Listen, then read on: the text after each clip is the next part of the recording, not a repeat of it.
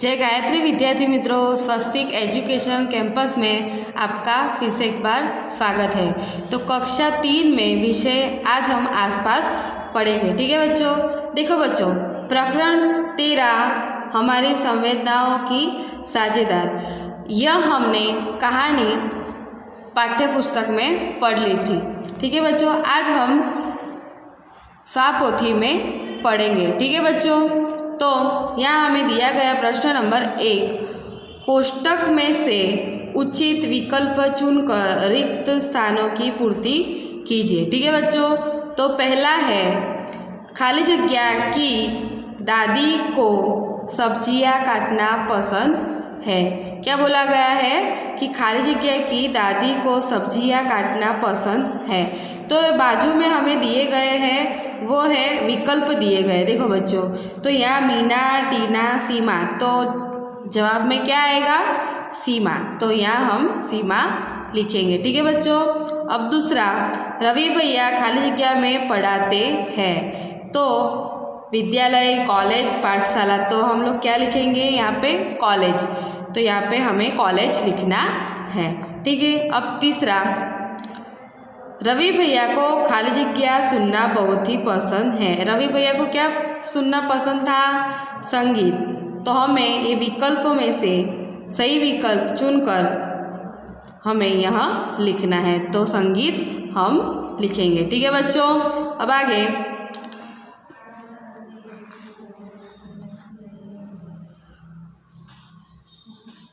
चौथा, रवि भैया बाहर जाने पर हाथ में खाली जगह रखते हैं। तो क्या आएगा?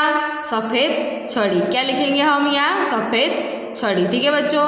अब पांचवा, खाली जगह ने ब्रेल लिपि की खोज की थी। तो हम लोग जवाब में लिखेंगे लुईस ब्रेल। क्या लिखेंगे? Louis Braille. ठीक है बच्चों। अब छठा, लुईस ब्रेल खाली जगह देश के थे। तो जवाब में क्या आएगा? फ्रांस। क्या लिखेंगे? फ्रांस। ठीक है बच्चों। अब आगे, प्रश्न नंबर 2, निम्न वाक्यों की सही है या गलत बताइए। क्या करना है हमें? कि निम्न वाक्य सही है या गलत बताइए। यह हमें सही गलत लिखना है। ठीक है बच्चों। तो पहला, विद्यालय से वापस घर लौटकर सीमा घर के सभी सदस्यों के बात करना पसंद करती है। क्या लिखना है? कि पहला है, विद्यालय से वापस घर लौटकर सीमा घर के सभी सदस्यों से बात करना पसंद करती है। तो यहाँ हम लिखेंगे सही आएगा। क्या आएगा? सही। अब दूसरा,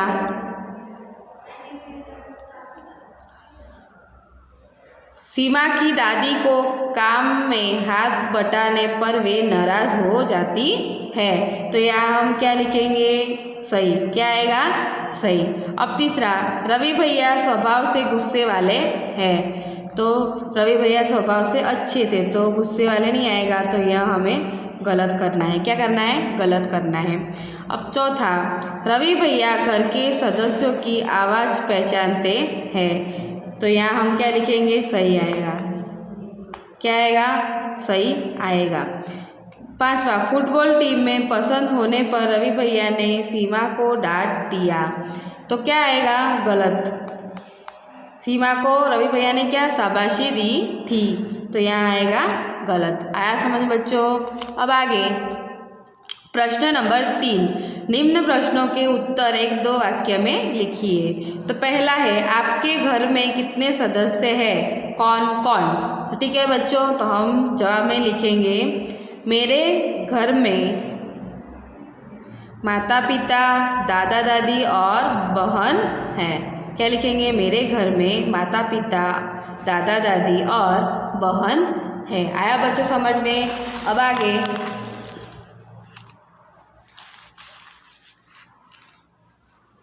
दूसरा, आपके मुंह में कितने दांत हैं? तो जवाब में लिखेंगे, मेरे मुंह में 28 दांत है। कितने? 28 दांत हैं। तीसरा, आंखें बंद कीजिए और सुनिए कि आपके आसपास आपको किस प्रकार की आवाज़ सुनाई देती है? तो हम जवाब में लिखेंगे आंखें बंद करके मुझे पंखे की, वाहनों की और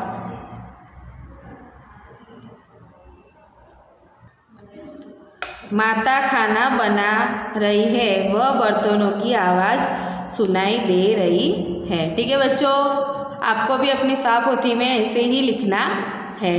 अब चौथा, विद्यालय से वापस आने के बाद सीमा किन किन लोगों को अपनी सारी बातें बताना पसंद करती है? तो हम उत्तर में लिखेंगे यहाँ विद्यालय से वापस आने के बाद सीमा दादी के साथ और रवि भैया के साथ सारी बातें बताना पसंद करती है। आया बच्चों समझ में?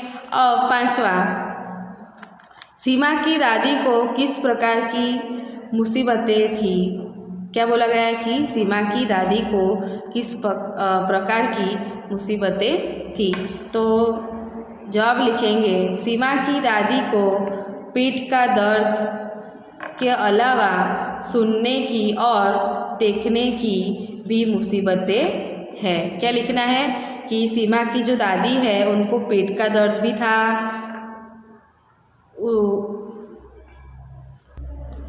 के अलावा सुनने की और देखने की भी मुसीबतें हैं। ठीक है बच्चों, अब आगे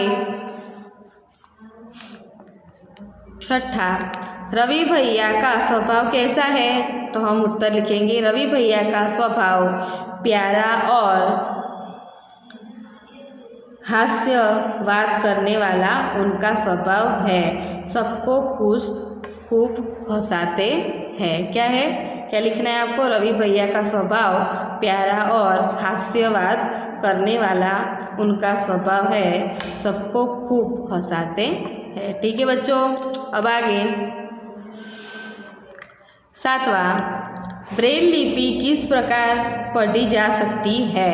तो हम जवाब में लिखेंगे ब्रेल लिपि को उभरे हुए बिंदु के ऊपर इन्हें छूकर पढ़ा जा सकता है। आया समझ बच्चों? अब आगे आठवां, कितने बच्चे छूकर अन्य बच्चों को स्पर्श से पहचान पाएंगे?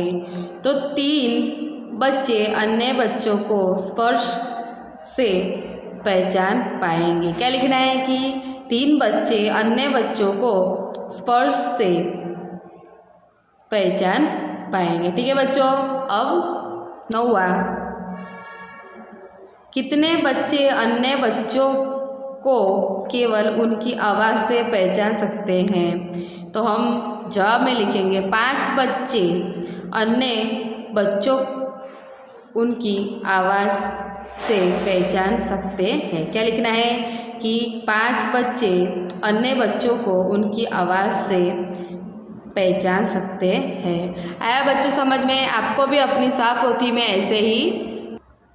अब हम आगे देखेंगे प्रश्न नंबर 4, निम्न प्रश्नों के उत्तर 2-3 वाक्यों में लिखिए।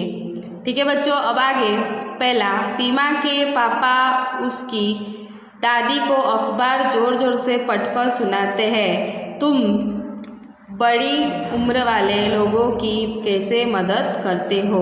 यह हमें लिखना है कि हमें बड़े उम्र वालों की लोगों की कैसे मदद करनी है। तो हमें लिखना है यहाँ पे, मुझे जब भी मौका मिले तब मैं बड़ी उम्र वालों की लोगों की मदद करता हूँ। मैं मेरे दादा के साथ शाम को चलने जाता हूँ और मेरे दादाजी के चश्मे ढूंढने में उनकी मदद करता हूँ। ठीक है बच्चों, अब आगे दूसरा, जो लोग देख नहीं पाते उन्हें हम किस प्रकार सहायता कर सकते हैं? तो हमें जवाब में लिखना है कि जो लोग देख नहीं पाते उन्हें तो पहला हम लिखेंगे कि बस में उनको बैठने के लिए जगह देंगे। दूसरा, सीढ़ियाँ चढ़ने में उनकी मदद करेंगे। तीसरा, रास्ता पसार करने में उनकी मदद करेंगे। ठीक है बच्चों। चौथा, समाचार पत्र पढ़कर सुनाएंगे। ठीक है बच्चों। अब आगे तीसरा, रवि भैया की किताबें कैसी है और वे किस प्रकार अपनी किताबें में से पढ़ते हैं। तो हम उत्तर लिखेंगे यहाँ पे। रवि भैया के पास मोटे कागज और जिनमें बहुत सारे उभरे बिंदु हैं, उन पर वे उंगलियां फेर कर पढ़ते हैं। ठीक है बच्चों। अब आगे का प्रश्न 4, सीमा रवि भैया के साथ किस प्रकार का मजाक करती है। तो हम उत्तर लिखेंगे। सीमा रवि भैया के साथ उनकी छड़ी की जगह बदल देती थी। वे परेशान भी होते हैं। इस प्रकार सीमा रवि भैया से मजाक करती है। ठीक है बच्चों, आया समझ में। अब हम आगे जाएंगे। प्रश्न नंबर 5, लुईस ब्रेल ने किस प्रकार अपनी आंखें गंवा दी। तो हम उत्तर लिखेंगे। लुईस ब्रेल 3 साल के थे। एक दिन अपने पिता के औजारों से खेल रहे थे, तब अचानक एक नुकीले औजार से उनकी आँखों में चोट लग गई और आंखें गंवा दी। ठीक है बच्चों, आया समझ में। अब आगे छठा, बुढ़ापा आने पर लोगों को किस प्रकार की मुसीबतों का सामना करना पड़ता है। तो हम उत्तर लिखेंगे। पहला, वे लोग अच्छे से सुन नहीं पाते। दूसरा लिखेंगे, उन्हें देखने में भी परेशानी होती है।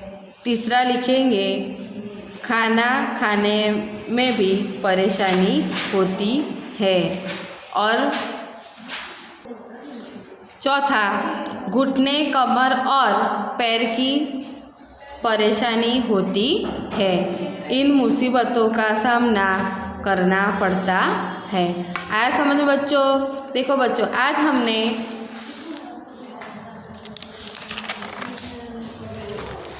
चैप्टर नंबर 13 में हमारी संवेदनाओं की साझेदार में साफ पोथी में पढ़ा है। ठीक है बच्चों। तो आपको भी अपनी साफ पोथी में ऐसे ही लिखना है। ठीक है बच्चों। और आसपास की नोट में भी लिखना है। अब हम मिलेंगे अगले वीडियो में। तब तक के लिए जय गायत्री बच्चों।